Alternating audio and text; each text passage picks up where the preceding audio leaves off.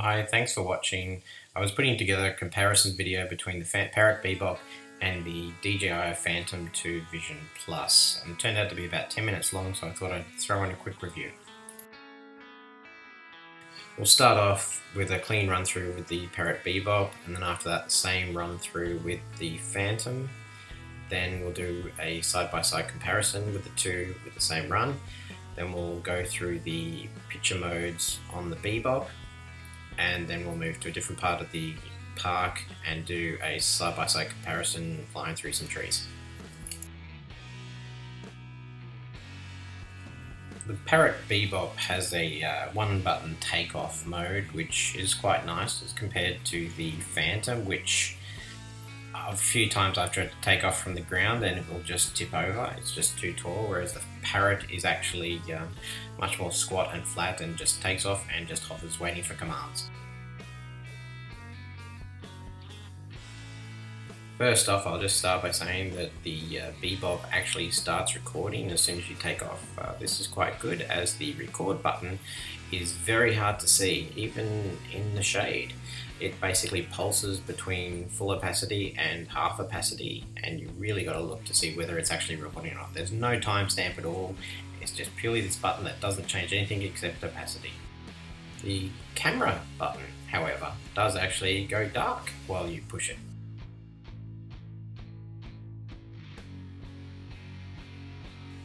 There wasn't really much wind this day, and for a lot of these I actually stopped and took my hands off the controls, and this Bebop was just floating around quite a few times. It would go left, right, it would often just actually dip and go down almost a meter while recording, not touching the controls at all.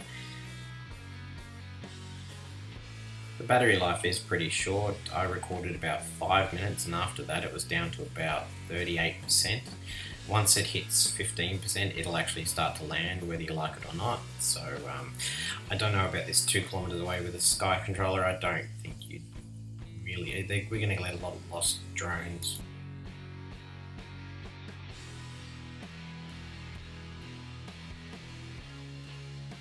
You can see a few times that the video will just distort and warp and freak out a bit. I've seen this on a few other videos, so it's not unique to this. The Parrot was actually flipping a little bit in the wind, but it should be holding up a bit better than that.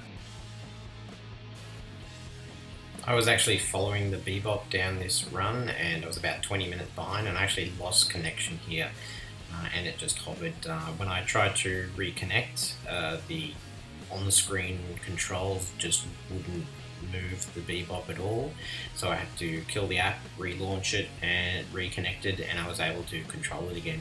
But this has happened a couple of times, so I don't think once you lose connection, you've really got to try and get it back. I've had it lose connection at about 15 meters away, and I've had it over 100 meters away and it's still maintained connection, so the signal really does depend. I've set it to 2.4 gigahertz to try and get the range out of it, but even then it's still iffy. When the connection does actually break with your phone, it basically just hovers. Some say that it's supposed to return to the point of launch. Some say it just sort of lands gently after 2 minutes, but from my experience it'll basically just hover until the battery's near dead, and then it'll just land itself.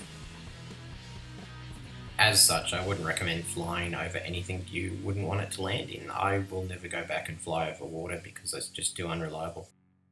The battery doesn't really last long enough to get a connection, and that's if you can get a connection without killing the app and relaunching it. So worst case scenario is if you lose connection, it might just land where you lost connection. So you don't want to be flying over water or anyone's heads when it does actually lose connection.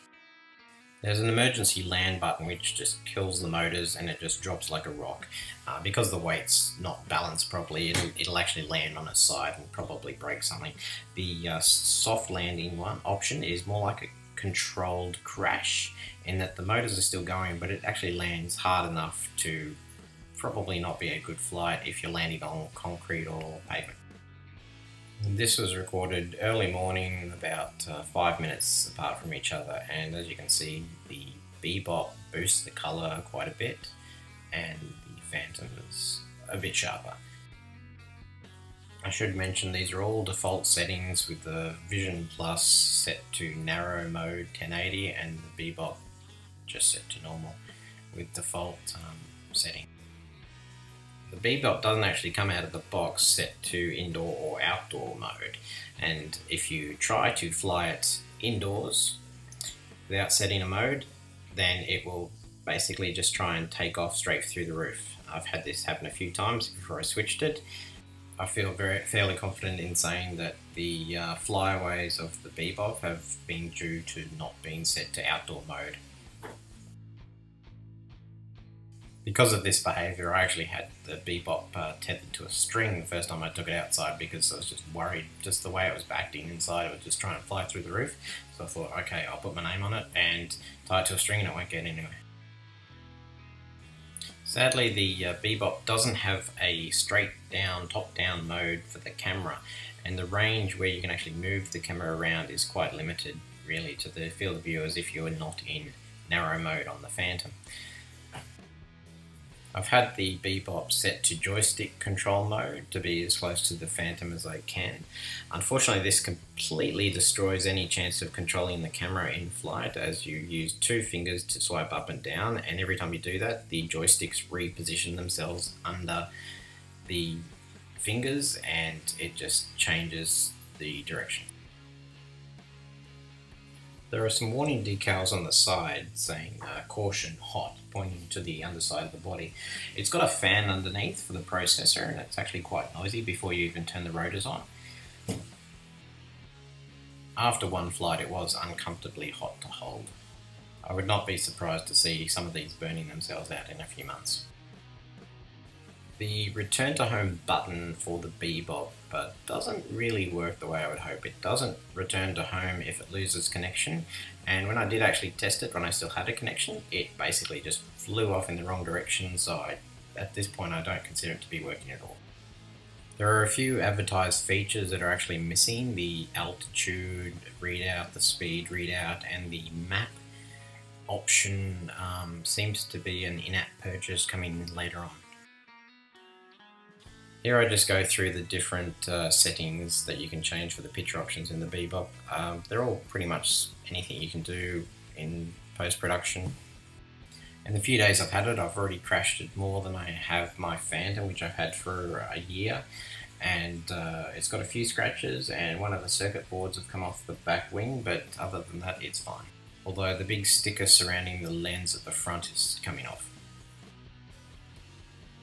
You can shoot in time-lapse mode, video mode, or photos, and while you can change the saturation exposure on all of these settings, there's no change for the resolution short of photos, where you can actually do the non-cropped fisheye mode for photos.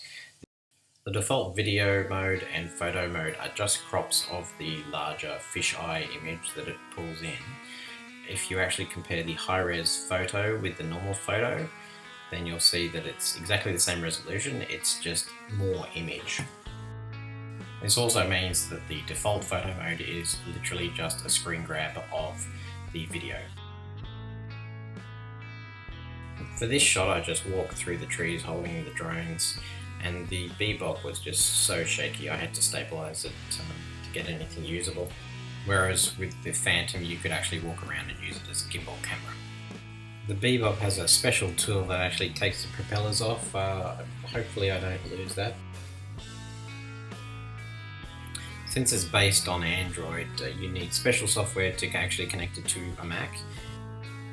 Otherwise, it transfers pretty quickly over Wi-Fi to your iPhone. The batteries are a bit fiddly to insert, but they're not the worst I've seen. I think some people were just expecting it to slot in and that would be it. But there's actually a plug.